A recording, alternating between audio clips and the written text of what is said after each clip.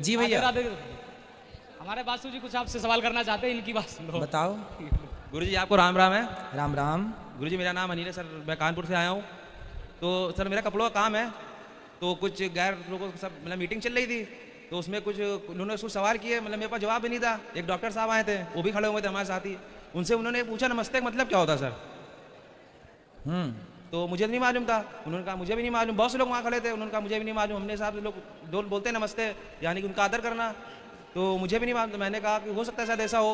तो उन्होंने कहा नमस्ते मतलब ये होता है कि नमा माने की मतलब कि झुकना, अस्ते यानी कि ईश्वर किसी गैर के आगे मत झुकना है। इसका मतलब नमस्ते होता है कि ईश्वर के आगे झुकना, किसी गैर के आगे नहीं, यानी कि हर किसी नमस्ते नहीं करना चाहिए। तो इसके सर इसके बारे में आप क्या बता रही हैं? नमस्ते गणपतये नमस्ते। नमस्ते का अर्थ होता है यह प्रभु हम आपको नमस्कार करते हैं। हे प्रभु हम आपको नमस्कार करते हैं। आप जैसे अपने बड़ों से नमस्ते करते हैं, उसका भी अर्थ यही होता है कि हम आपको नमस्कार करते हैं। हम आपके चरणों में अपने आप को समर्पित करते हैं। अपने से श्रेष्ठों को आप नमस्ते मीन्स प्रणाम मीन्स नमस्कार कर सकते हैं। तो भगवान को भी प्रणाम कर सकते हैं, माता पिता को भी प्रणाम कर सकते हैं, गुरुजनों को प्रणाम कर सकते हैं, बड़ों को प्रणाम कर सकते हैं। सिर्फ भगवान को प्रणाम करें और किसी को नहीं। हाँ, भगवान को तो भगवान ही मानेंगे, पर अपने माता पिता को भी तो हम नमस्कार करते हैं। जी जी। तो नमस्ते का अर्थ होता है नमस्कार। हम आपको नमस्कार। नमस्कार मतलब नमस्ते मीन्स आपको प्रणाम। और ये बोलते हैं कि वो मतलब वो गणेश शंकर जी ने अपने पुत्र गणेश जी का सर काट दिया था। हाँ। अगर वो भगवान थे, उन्होंने कटा हुआ सर वापस क्यों नहीं जोड़ा?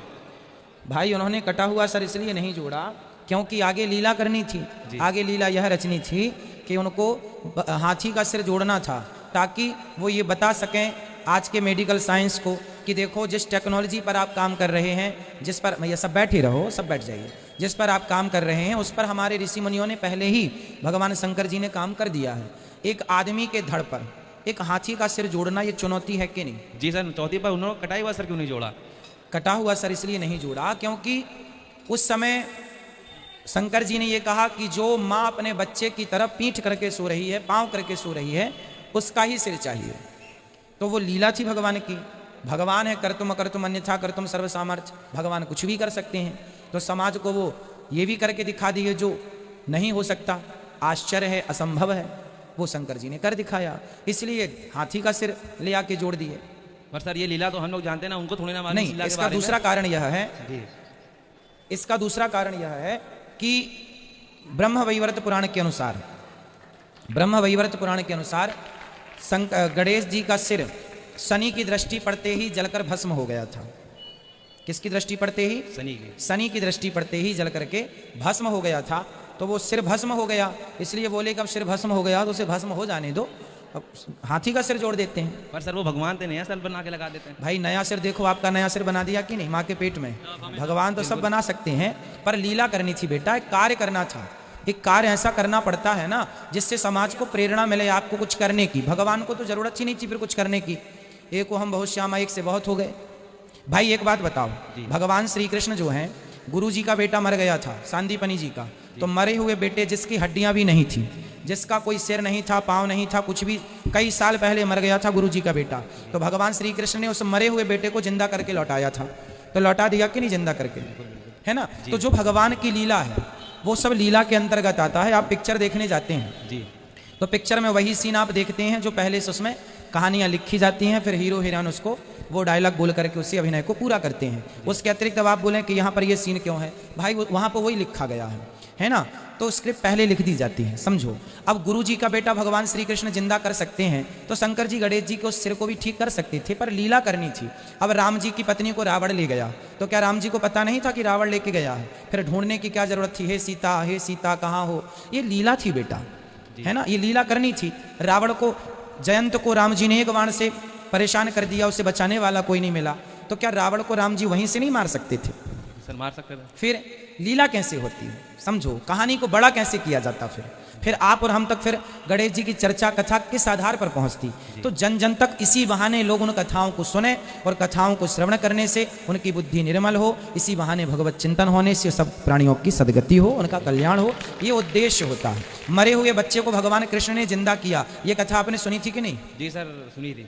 तो फिर आप कह रहे हैं वो भगवान थे तो जिंदा क्यों नहीं किया? तो कर तो दिया। जहां जो काम हो सकता है वो काम कर सकते हैं। जहां लीला बढ़ानी है, क्या रावण ले गया सीता को, भगवान को पता था कि नहीं? सर पता था। फिर क्यों ढूंढ रहे हैं हे सीता, हे सीता, हे खगमृग, हे मधुकर श्रेणी, क्यों ढूंढ रहे हैं? फिर लीला करनी है बेटा, है ना, लीला। सर, वो एक सवाल और है, वो लोग बोलते हैं कि हाथ की रेखाओं में हमारा भविष्य लिखा होता है कि आगे क्या होने वाला है, हमारे साथ क्या हुआ है। हाँ। अगर जी भगवान ही लिख चुका तो भगवान ने हमें सोचने की ताकत क्यों दी है?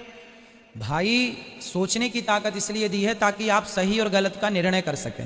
आपके सामने दो रास्ते हैं, एक सही रास्ता है, एक गलत रास्ता है। शराब रखी है और दूध रखा है। अब क्या पीना है ये तो भगवान ने आपको बुद्धिमान बना करके, विवेकशील बना करके आपको स्वतंत्र कर दिया है। भाई गाड़ी कंपनी बना कर देती है, उसमें एक्सीलेटर और ब्रेक दोनों देती है। अब गाड़ी का एक्सीडेंट हो जाए तो इसमें कंपनी की गलती है? भाई आपके पास एक्सीलेटर ब्रेक दोनों हैं, आपको देखो कि खतरा है, स्पीड ओवर स्पीड क्यों चला रहे हैं? आप हिसाब से चलाओ, जहां ब्रेक की जरूरत है ब्रेक, जहां एक्सीलेटर की जरूरत एक्सीलेटर। उसी तरह भगवान ने आपको बुद्धि दी है। लिखा तो सब हाथों की रेखाओं में है, मस्तक की रेखाओं में सारा भविष्य लिखा है आपका। लेकिन अब आप पढ़ने में असमर्थ हैं और पढ़ भी लें तो पढ़ के भी आप कर क्या सकते हैं? जो होना है वही होगा। इसलिए आपके पास बुद्धि है, सही गलत का निर्णय आप लेते चलो और अपने अच्छे काम करो। शराब ना पियो, दूध पियो, अच्छे काम करो, बुरे काम ना करो, भगवान ये कहते हैं। सर जो वाल्मीकि रामायण है, जो वाल्मीकि जी बोलते हैं कि जो 2000 साल पुरानी वाल्मीकि जो रामायण है, हाँ। उनमें वाल्मीकि जी कहते हैं कि राम महान पुरुषता मस्ती, यानी कि राम एक महान पुरुष है। हाँ तो और जो रामचरितमानस में तुलसीदास जी कहते हैं राम भगवान मस्ती, राम एक भगवान है। हाँ। तो सर इसका एक ट्रांसलेशन एक मतलब जो 2000 साल पुराना है उसमें मतलब उस महान पुरुष बोल रहे हैं, जो रामचरितमानस को भगवान बोल रहे हैं। तो सर इसका अच्छा देखो, वाल्मीकि जी ने राम जी को भगवान कहा है। मैं आपको लिखा दिखा सकता हूँ। पहला, क्योंकि आप पूरा अध्ययन नहीं करते ना, जरा सा पढ़ लेते हैं, है ना। जी पूरा अध्ययन करेंगे तो राम जी भगवान हैं। जो वाल्मीकि जी हैं वो ये कहना चाहते हैं कि राम जी का चरित्र सुनकर आप जनमानस, आप आम पब्लिक ये देख लो कि यह जो महापुरुष हैं यह सामान्य नहीं, ये उनकी कथा से, उनकी लीलाओं से आप निर्णय लो कि ये कौन है, ये भगवान है। जबकि गोस्वामी तुलसीदास जी ने ये सिद्ध कर दिया कि ये भगवान है। भाई एक बात बताओ, कुछ चीज़ें जैसे कुछ लोग महापुरुष, अब कोई आदमी एक ही राम नाम के पत्थर पानी में तर गए, अब बताओ आपके नाम से तरे आज तक? जी बिल्कुल, मेरे नाम से। आपके बिल्कुल। फिर तो आप और हम कौन हैं? सामान्य इंसान हैं। जी। राम जी के नाम से तर गए तो राम जी कौन है? भगवान। फिर तो जो लक्षण उनमें दिख रहे हैं वो इंसानों वाले हैं ही नहीं, वो सारे लक्षण भगवान वाले हैं। जब लक्षण से समझ में आ रहा कि भगवान है तो कहने की क्या जरूरत है कि भगवान है? आप समझ लो, आप जनमानस की भगवान है, उन्हें कहने की जरूरत नहीं। ये कवि जो होते हैं ना, जो लेखक होते हैं, श्री वाल्मीकि जैसे महापुरुष, वो ये कहते हैं सारा हम ही लिख देंगे, तुम कहाँ दिमाग लगाओगे? थोड़ा तुम भी दिमाग लगाओ पहचानने में कि ये भगवान है, सामान्य नहीं। अब बताओ, कौशल्या मैया ने कहा अपना मुंह खोल, जैसे यशोदा मैया ने कहा, तो भगवान को जम्हाई आई, मुंह खुला तो इतने से मुंह में पूरा ब्रह्मांड दिखाई पड़ा था माँ कौशल्या को। तो बताइए ये जरा से मुंह में पूरा ब्रह्मांड जो दिख रहा है, ये आपके और मेरे मुंह में तो आज ना दिखा, आज तक ना दिखा, फिर किसके मुंह में दिख सकता है? भगवान के मुंह में। फिर तो राम जी की इन लीलाओं से क्या सिद्ध हो रहा है कि ये सामान्य पुरुष हैं या भगवान है? भगवान है। फिर इसलिए कहने की क्या जरूरत है? फिर तुलसीदास जी ने स्पष्ट कह भी दिया कि ये भगवान है। तो बस इतना ही अंतर है उनमें, बाकी उन्होंने भी कहा है पर इस ढंग से कहा है कि वो सब नहीं समझ सकते, तो सर उनकी लीलाओं से आप समझ लीजिए। तो सर वो बोलते हैं कि हमारे सामने वाले की सबसे पहले मूर्ति की पूजा किसने शुरू करी थी? वो बोलते हैं कि हमारे साथ मूर्ति की पूजा की कोई 5 उनके कोई महान बुजुर्ग थे, उन्होंने वश वा लू ऐसे कुछ नाम बताते, 5 सबसे पहले उन्होंने मूर्ति की पूजा करी थी तुम्हारे धर्म से पहले। किसने बोला? तो सर सामने लिखे हैं हमारे सर। सुनिए, मूर्ति पूजा सबसे पहले कहाँ से शुरू हुई सनातन धर्म में? सुनिएगा, सबसे पहली मूर्ति पूजा शुरू हुई प्रहलाद जी के बाद से। जब प्रहलाद जी के कहने से, खंबे से, पत्थर के खंबे से जब भगवान प्रकट भये तो लोगों ने अवधारणाएं धारण कर ली कि जब प्रहलाद के लिए भगवान पत्थर से प्रकट हो सकते हैं तो हम भी पत्थर की मूर्तियां बना करके पूजेंगे। तो प्रहलाद जी के बाद से फिर मूर्ति पूजा स्टार्ट हुई है। प्रहलाद जी के सतयुग की बात है ये। जी।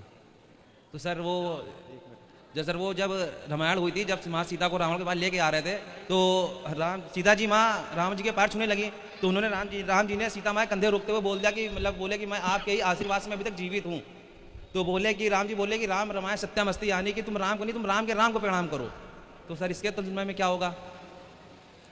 कौन ने बोला? सर उसमें उन्होंने बोला कि तुम्हारे उसमें लिखा हुआ है कि किसने बोला? सर वो आप एक काम करो, लोग कुछ भी बोले बेटा, एक बार रामायण उठा के देख लो ना, कि ये सारी चीजें जो बोल रहा है सामने वाला जी। अपने मन से भी तो कोई कुछ बोल सकता है। तो उन्होंने कहा ऐसा कुछ हो सकता है, मैं साफ साफ को लिखा रामायण, आप ना पुस्तक पहले रामायण खरीदो, गीता प्रेस गोरखपुर की 2 खंडों में वाल्मीकि रामायण आती है, बहुत ज़्यादा महंगी नहीं है, खरीद लो और पढ़ के देखो एक बार। जब आप पढ़ेंगे ना, क्या है, लोग वो बातें करते हैं कई बार जो शास्त्रों में लिखी ही नहीं है, जो लिखा ही नहीं है वो कहते हैं देखो ये लिखा है। अब वो आप अपने मन से बोल रहे हैं, वो शास्त्रों में कहीं नहीं ये बात लिखी जो आप कह रहे हैं। तो उन्होंने कहा सर लिखा हुआ है, साबित करा सकते हो। तो आप बता दो कहाँ लिखा हुआ है, वो ये- किस अर्थ पर लिखा हुआ है।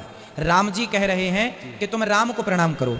अच्छा अभी अंदर सुनो जी। सुनो, मैं आपको बता दूं, रावण के यहाँ से जब माता सीता आई तब की ये बात है ना, आप कह रहे हैं। जी, जी। अब सुनो, वो बात इसलिए कह रहे हैं कि जो सीता को रावण चुरा कर ले गया था वह सीता अलग थी, जी और असली सीता जो थी वह अग्नि में वास कर रही थी।